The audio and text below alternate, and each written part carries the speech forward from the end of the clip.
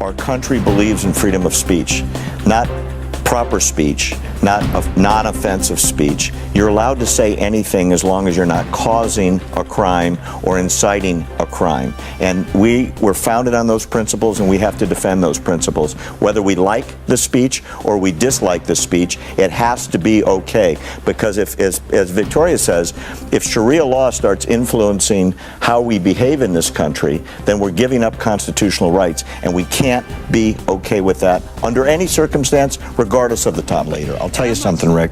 My whole family was in Auschwitz, including both my parents. I think what Netanyahu is saying is never again, very loudly, for everyone in Iran to hear it. Israel cannot absorb a first strike from Iran. They've got the missiles that right now can reach Israel. When Iran makes it part and parcel of almost every speech coming out of the government that they're going to destroy Israel.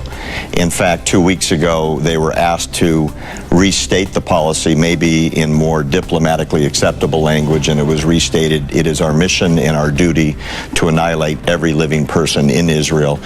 When someone says they're going to kill you, you got to take it seriously, and that's what Netanyahu's doing. I think Israel is going to say the same thing that Netanyahu's been warning the world about, much as was done in the 30s. Don't listen to Chamberlain. This is a really bad deal. The Hitler guy is not going to keep his word and is not going to start a war. And as we talked about several weeks ago, 2 weeks later, as you pointed out, he did start a war. Iran has been promising from the very beginning, death to America, death to Israel. As recently as 3 days ago in Tehran, there were 100,000 people chanting death to Israel and death to America. That's the company that we're meeting with and making a deal with possibly today. Meanwhile, no condemnation from the EU, from the UN, from the United States. It's considered business as usual as long as it's just Hamas firing rockets into Israel population centers.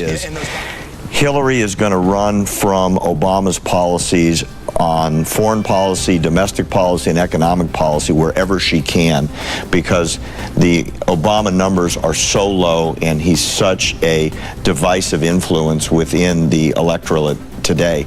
If they can find Lois Lerner's emails and find out what was really being done at the IRS, they can go to the State Department and find the same thing.